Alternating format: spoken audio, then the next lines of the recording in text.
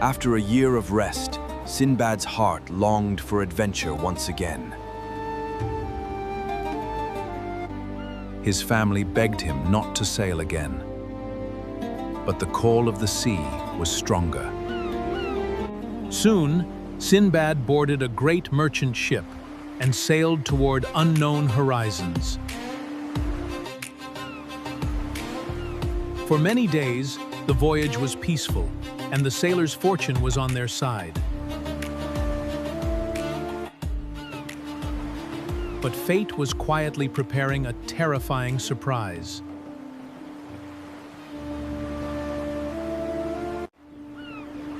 Suddenly, the captain's face turned pale with fear. "Batten down the hatches! Everyone, hold on for your lives!" Overcome with fear, the captain abandoned the helm and cried out in despair. He struck his head in panic and warned the crew that they were heading towards certain destruction. "Turn back now!" A powerful current was dragging the ship toward a place from which no sailor returned.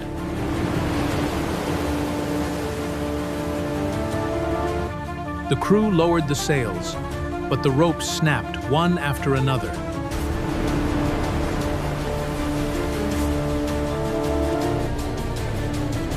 The helpless ship raced toward a towering black mountain.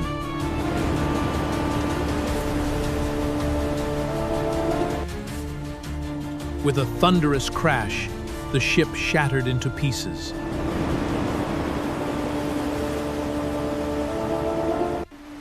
Miraculously, Sinbad and several sailors survived the terrible shipwreck.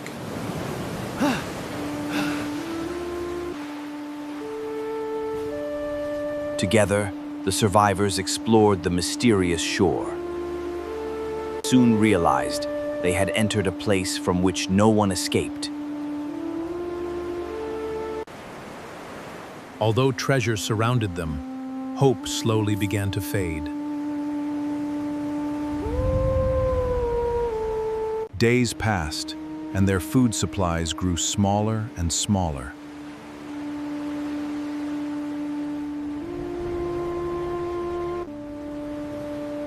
Days turned into weeks as the stranded sailors struggled to survive. One by one, Sinbad's companions fell to hunger, despair, and exhaustion.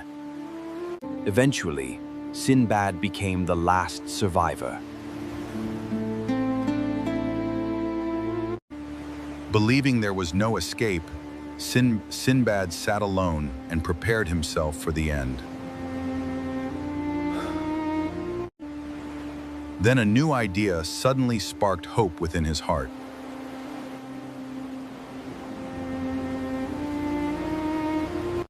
A new plan formed in Sinbad's mind. The river might lead to freedom. Without wasting time, he began gathering wood from the wrecked ships.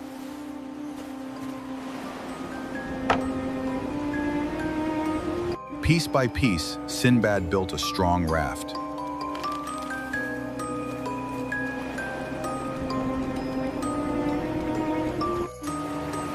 Then he gathered the finest treasures from the cursed shore.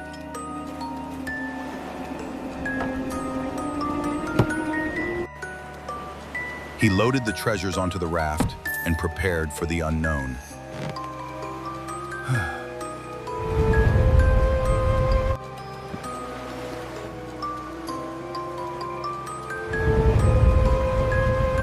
Within moments, darkness swallowed him completely.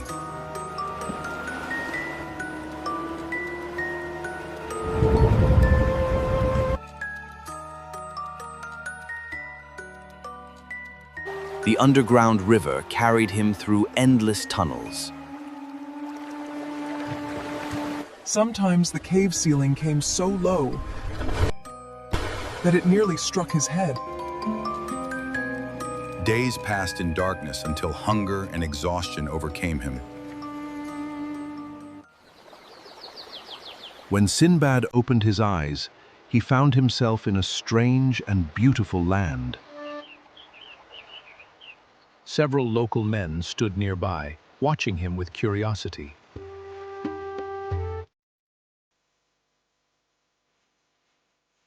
One of them understood the Arabic language. The villagers listened in amazement as Sinbad told his incredible story. We sailed beyond the known maps. The villagers listened in amazement. Suddenly, a giant wave appeared. The villagers listened in amazement as Sinbad told his incredible story. Soon, they decided to bring him before the king of Serendib.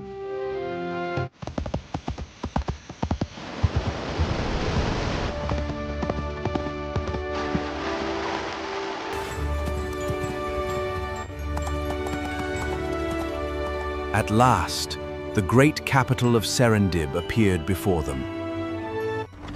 Sinbad was escorted into the splendid royal palace.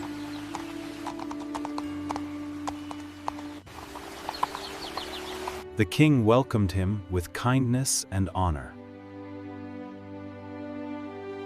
The king listened as Sinbad described his adventure. The sea raged as the giant bird appeared. We narrowly escaped with our lives. Soon, Sinbad's raft and treasure, Tre, were brought before the king.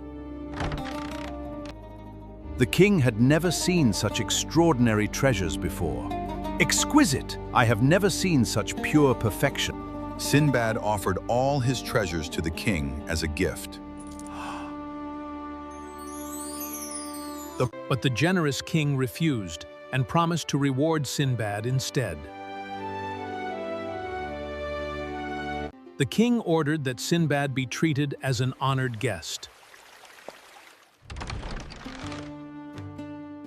During his stay, Sinbad explored the wonders of Serendib.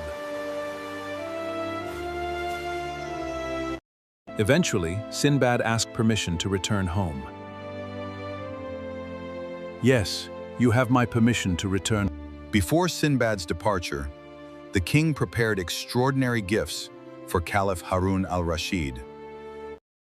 The king entrusted Sinbad with these magnificent gifts and a royal letter for Caliph Harun al-Rashid.